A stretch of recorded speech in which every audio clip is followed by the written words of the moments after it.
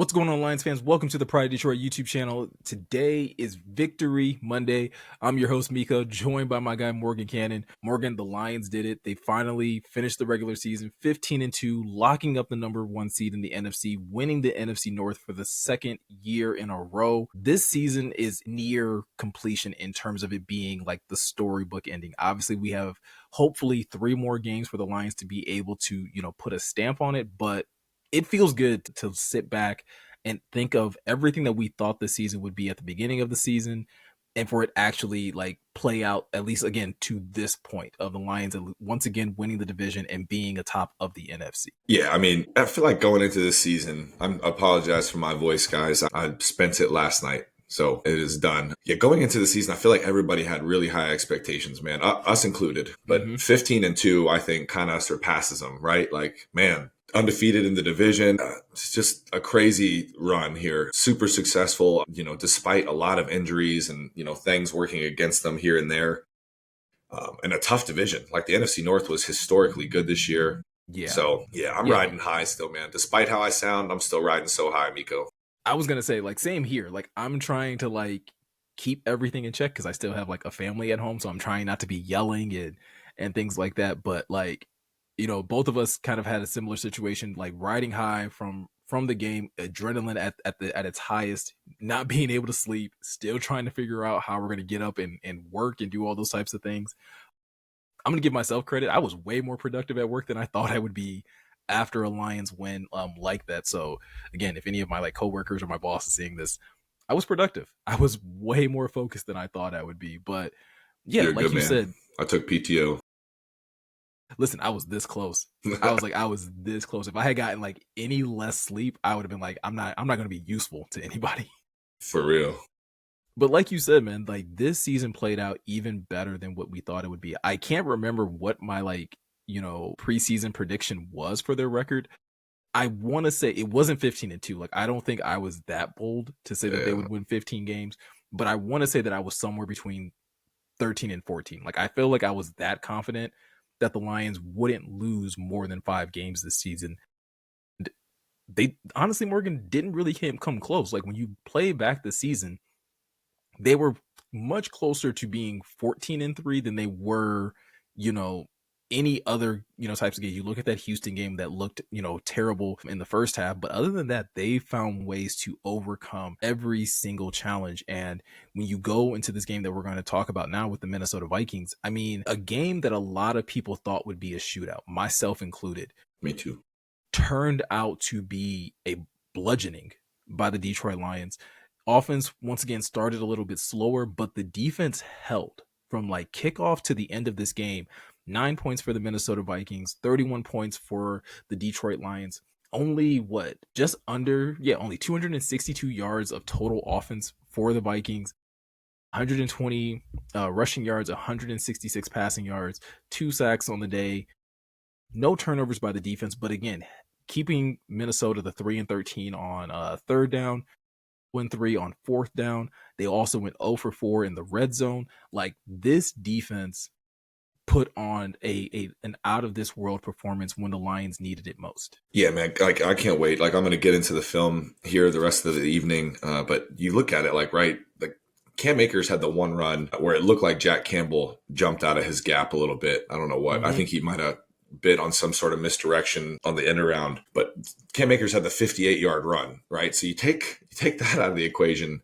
It was bottled up, man. Like, they were fitting things up really well. They were trying to stretch the Lions defense laterally with some like stretch zone stuff where they were trying to get the edge, and guys were just filling like quickly. Anzalone, BB, like everybody was getting downhill. Like, if he made some really nice plays, it was a masterclass. And then in the red zone, because they got put in some tough situations, man. You had the pick from Jared, which I don't put on him. That just was tough luck. If he just gets that over to Craig probably runs 20 yards, man. He's by himself right there. That would have been kind of nice. Then the arm punt. That was just from what I understand. I haven't watched the tape back yet, but that looked like just a bad decision by Jared. Maybe he like predetermined pre-snap, like, I'm going to let this go to J-Mo. And bro, he was in the red zone, or in the end zone, excuse me. Like, I was like, brother, get rid of this thing. Like, it was close. watching that on the broadcast, it looks like JMO might have lost it in the lights. Like it 1 second. You're good, bro. I know where we're at. JMO lost it in the lights, which Okay. I do think he did. All right, I think we're good. But yeah, watching that on the broadcast, it looked like JMO just lost into the lights to me. Like you kind of see him turn one way, and then when he turns back the other way, it's literally going into the arms of Harrison Smith. That is one criticism that I still kind of have about Jared at times, is sometimes when he goes for those 40, 50-yard bombs, that mug goes straight to the ceiling almost, it looks like, and it disappears out the frame, and you usually don't see it reappear until it's like in JMO's arms. And that was a clear example of that. But again, the defense found ways of standing up and not allowing that to bite this team in the butt. And then you flip it over to the offensive side, which is where we can start talking right now. The offense, again, slow start initially, but Ja carried this team in more than one way. When you look at the fact of 23 carries, 139 yards, 3 rushing touchdowns, 5 receptions for 31 yards, and another touchdown, like, he was every part of Sonic in this game. I think I even posted or tweeted out the little gif from the Sonic movie where it's like Golden Sonic. Like, he was out of this world in this game. Yeah, and he's one of the I don't know, the best back in football, maybe the second best. I know Saquon's going crazy, man, but at the same time, Jameer's in his second year and his usage is crazy. Like, he has 100, I think it's 95 less carries than Saquon has. So, factor that in how you will. 20 touchdowns, went thermonuclear last night, Golden Sonic mode, whatever his favorite Goku version is, because I know he's an anime, like he likes Dragon Ball Z if you look at his Twitter profile. But yeah, can't say enough good things about Jameer. So much fun to watch him play football. And yeah, he just got going, man. Like, it was funny though, like the offense really was not great last night. Like, Jared still made some, throws when he had to, a couple really nice conversions to Laporta, to JMO off the top on the one on 4th down where he got crunched. And then another one where JMO ran the in-breaker on 3rd down and came down with a tough catch. I also just love, I was talking to my boy when we were chilling, watching the broadcast back a little bit. Like, I love that JMO is just a complete 3-down receiver now, man. He does everything. He's truly like the 1B to St. Brown's 1A right now. They couldn't be different players, which is great. They're great compliments to each other, but JMO does it all. Tough catches. He's not just a gadget guy, far away from that now, like catches the ball with his hands. I'm not mad at him for losing the ball in the lights, just because Jared, even if JMO never didn't lose it in the lights, the best we could have hoped for that is JMO trying to knock the ball down. Because there's 2 people back there. Yeah. Harrison Smith and maybe it was Bynum. But either way, that didn't need to happen. And but whatever. It was basically an arm punt. But my whole point when talking about that was, the defense kept getting put in tough positions, man. For a little bit there, we were losing the field position battle. I felt like the entire game was being played down in our, portion of the field, right? So they came up big multiple times in the red zone. And I knew we were in good shape when O'Connell, for a little bit there, he was going the Dan Campbell route. Like, okay, I'm going to go for it. I'm going to put the pressure on you. I got to get 7. And then it was like the second time, then he was like, oh, I'm going to kick this field goal. And I was like, oh, he flinched. You know what I'm saying? He flinched, bro. And then they kicked that long field goal.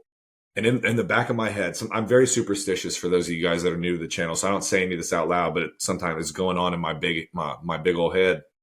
And I'm like, if he misses this here, it was 17-9. If he misses this and they give us this field position, this could be like one of the final nails in this coffin. I was looking at the time, and then when he missed that, when I was kind of surprised that O'Connell went. I know their offense was struggling, but you weigh the pro cons there, Miko, and you're like, if we miss this, we might be, up the creek without a paddle. You know what I'm saying? No, absolutely. And I think I'm right there with you, where watching Kevin O'Connell, like you said, flinch on that second opportunity, like when you're in a goal and go situation, I think they were on the 3-4 yard line, something like that. And you're like, no, we're just going to kick this field goal because last time we came away with points. Like, that game was still early, Morgan. Like, the Lions were still only up 7-0. Like, it's an opportunity for you to roll the dice if you want to. Now, again, just like how we say when it comes to Dan Campbell, it's a pass fail type of situation, right? Like, there's no trying to talk about it in that moment of, is that a good decision?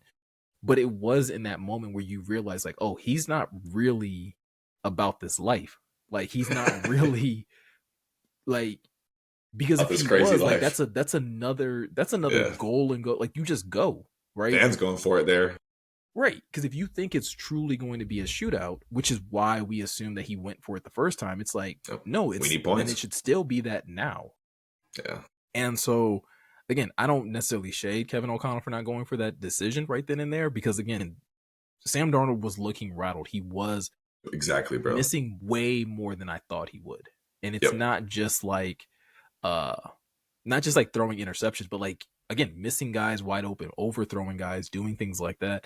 And that's a huge credit to Aaron Glenn and this secondary for going out there and executing an amazing game plan. It's I listened to some like talk radio today, listened to 97.1 a couple times today, and you heard some people say things along the lines of like, hey, the defense finally stood up, or Aaron Glenn finally put together a game plan. And I wanted to be the first to say that narrative is dead. Like that's not a finally. Like he's done this on a number All of year. occasions where this defense has stood up. The reason this seems different, the reason that this feels more impactful is because of what was at stake.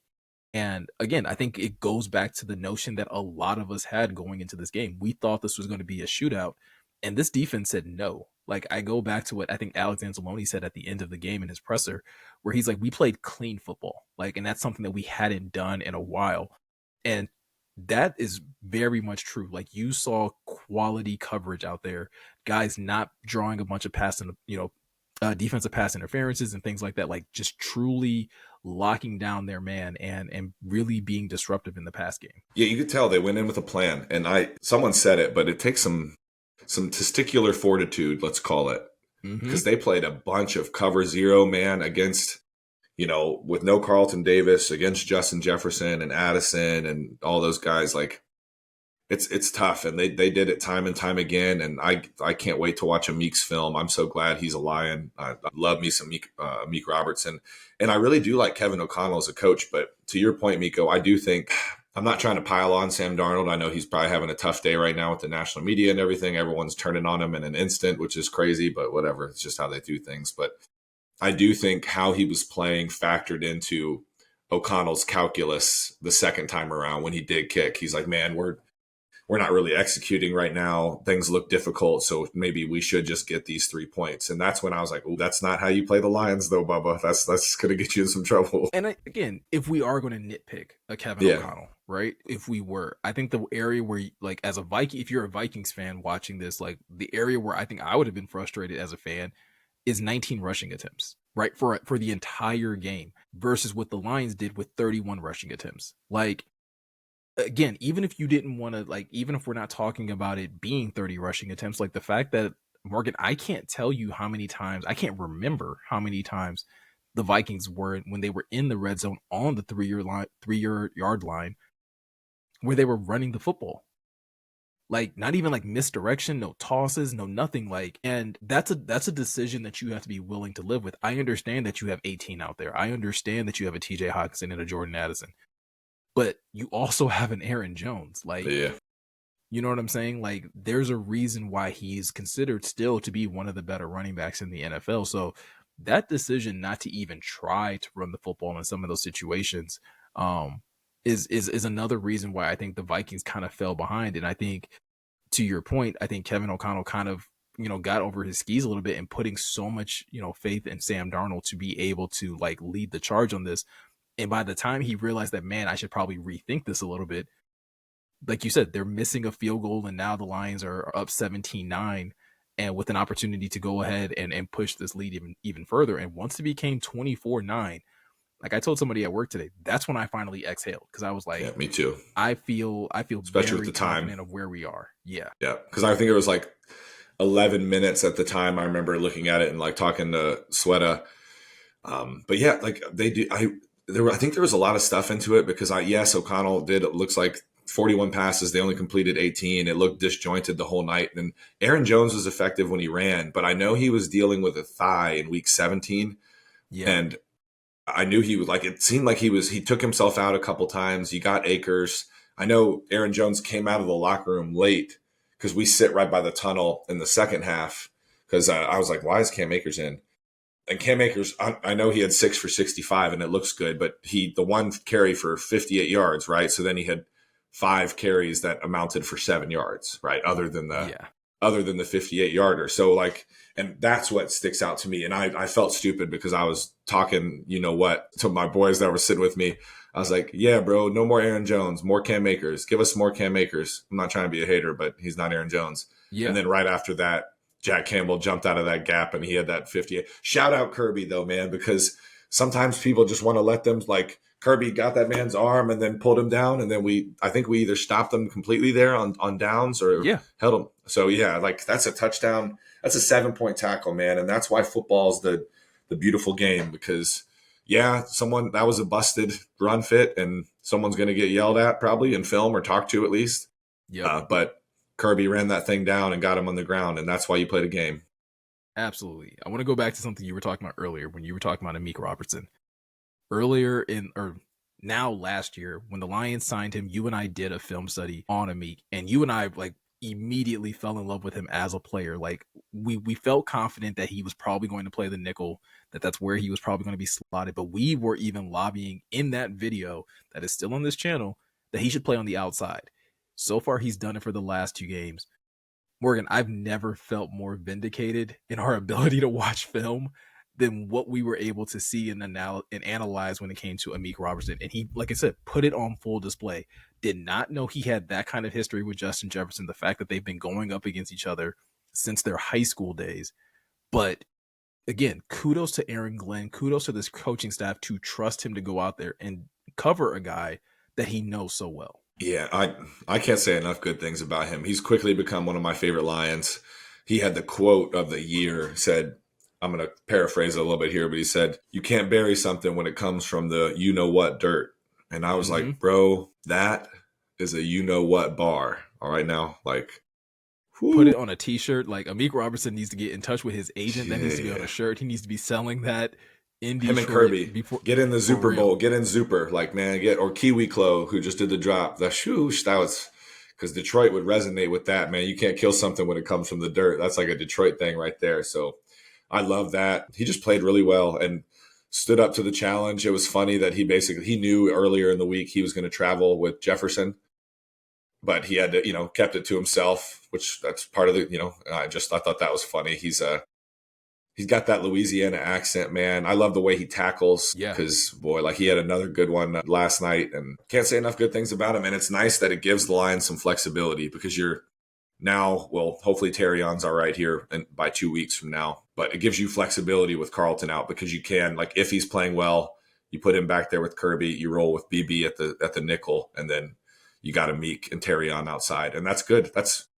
obviously we can do well with that now, can't we? It's on tape now against a darn good offense. Yeah, and that's the best that you can ask for. Like I said in the last video that I did on this channel after the 49ers game, like, I don't expect this defense to be that all the time. Like, if it can be that, if that defense plays like that, this team can go to the Super Bowl. Like, it's a guaranteed, like, shot. If you're able to play that level of defense, play that level of physicality, create that level of pressure. 14 pressures on Sam Darnold, 9 by Levi Onwuzurike by himself. So huge shout out to Levi in this game. But another guy that we have to talk about in this defense, Morgan, that made his return to the lineup and had a huge impact. Alex Anzalone, a guy that, much like Jared Goff when he got here, people weren't sure how to feel about Alex Anzalone after that first 2021 season. You fast forward to now, and it's like, I think you would be hard pressed to find a Lions fan that would trade him for another linebacker in the NFL. Yeah, and like, I get it. He looked rough in 2021, but you almost have to treat like off-ball linebacker like a running back or a quarterback on offense. Like, their line plays a part in making their lives either much more difficult or much easier and cleaner. So the talent in front of Alex and Jack Campbell are like, they're way better. It's way better now. And it shows, right? And getting him back is huge, because you have him playing the will and just running around making plays. There was a bunch of snaps where he was manned up with Hawkinson and did really well. I know he drew a couple flags, but some of those were ticky-tack, man. So, yeah, just having him and Campbell as your 2 off-ball linebackers that you don't really have to take off the field, again, that complement each other so well. It's a force multiplier for that defense, because it was tough in there when it was, Jack and just some rotating guys, like especially playing some of these elite offenses that have skill guys that can make you pay over the middle. So I do think now, are they going to hold teams to 9 points every time? Probably not. But now I do think Anzalone is going to, at least, like you said, Miko, steady the ship to give them a good shot at getting to where they want to go in the postseason. Yeah, because I think the thing that he brought, especially last night, that I'll say for myself that I took for granted is his coverage ability. Like you said, like he manned up with Hawk on a number of occasions, and like you said, maybe got flags for one or two, but for a lot of those, he was there to contest. And that is what you want for your linebackers. And like you said, Jack has been playing great in his absence, but he can't do everything. He can't be the guy that you're expecting to defend the run and blitz and do all those things and drop in coverage and be someone that runs in man, which I don't think is Jack's greatest strength, honestly. I think he's good in zone, but he's not great in like man-to-man situations.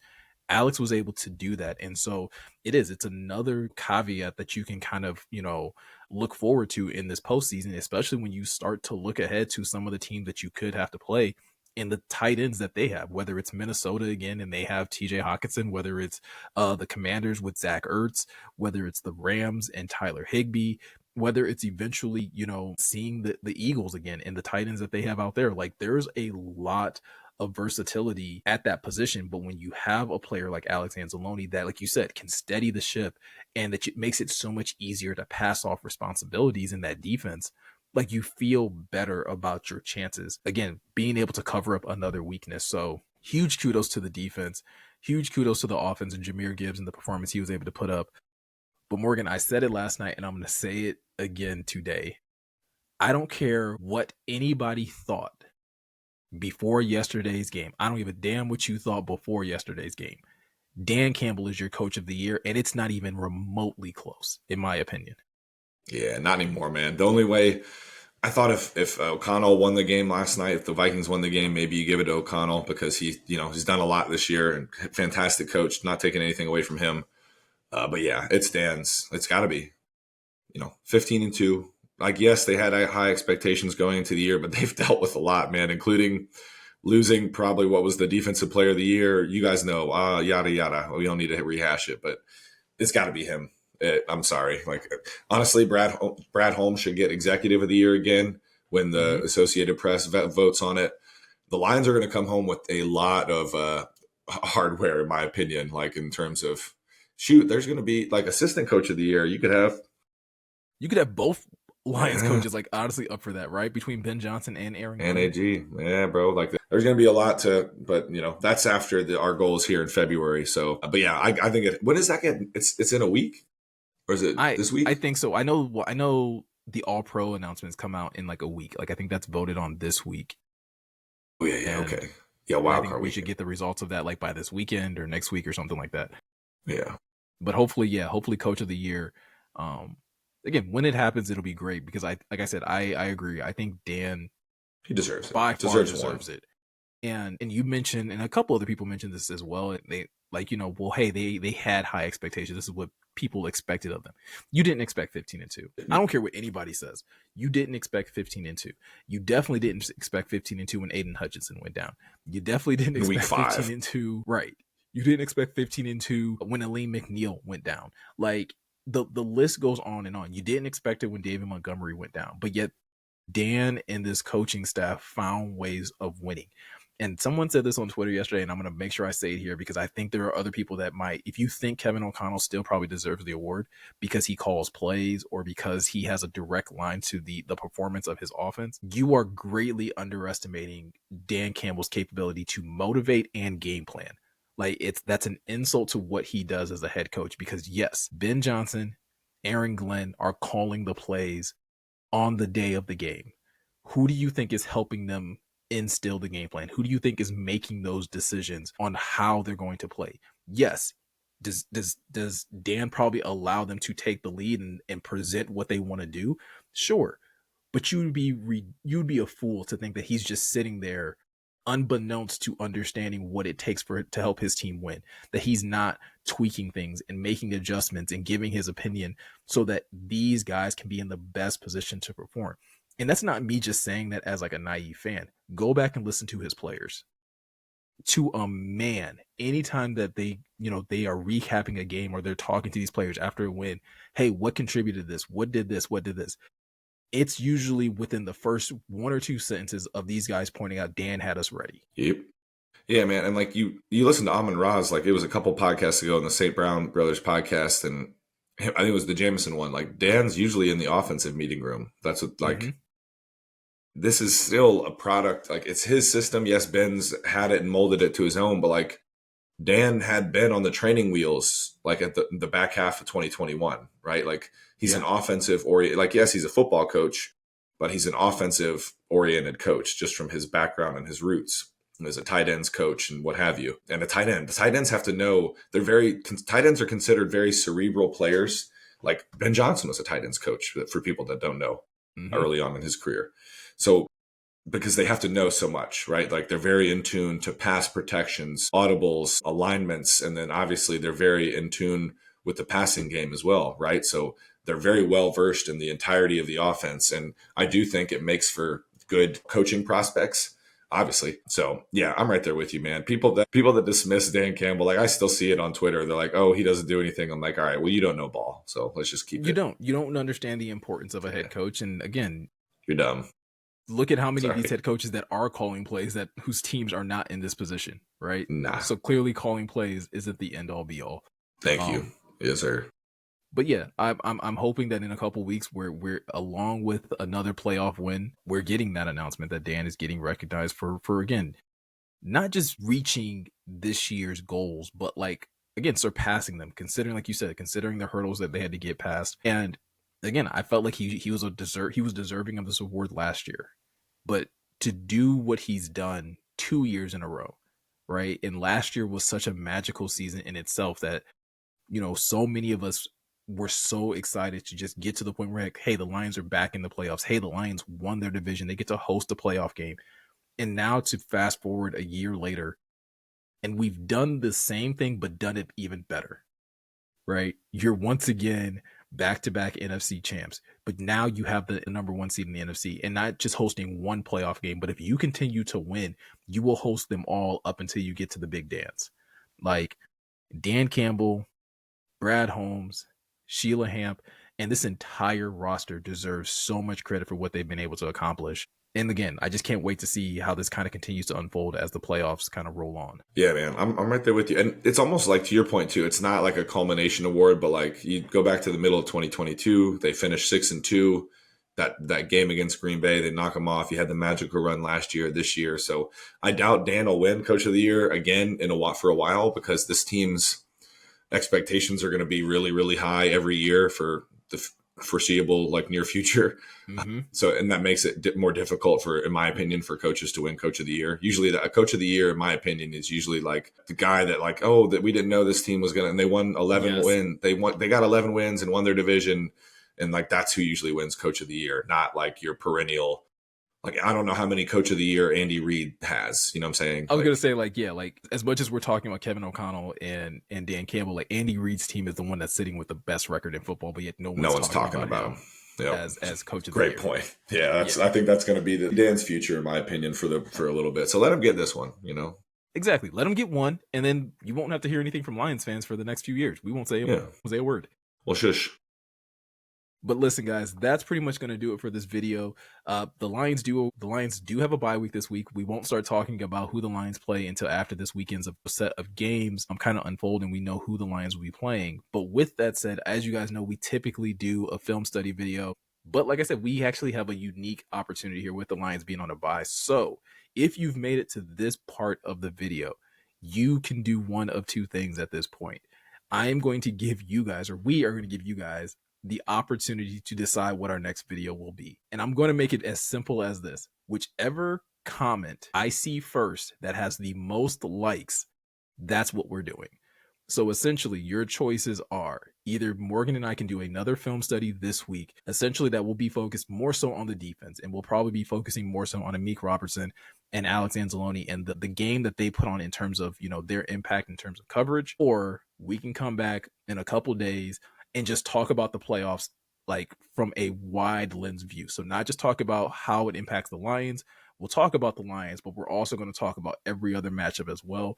I'm going to leave that up to you guys in the comment section. So again, whoever has the first comment with that suggestion, I suggest you guys like that comment as much as you can, because that is how we're going to decide which way we're going to go with this. So like always, we appreciate you guys taking the time to watch. If you guys are looking for any more additional Lions content, all you have to do is go over to prideofdetroit.com. There are new articles being uploaded over there all the time. And if you want to stay plugged into the video content that we have over here on YouTube, all you have to do is hit that subscribe button, hit that notification bell, and those things will make it easier for you to find our content in the future. But with all that said, I'm Miko. He's Morgan. Thank you guys for taking the time to watch, and we'll catch you guys in the next one.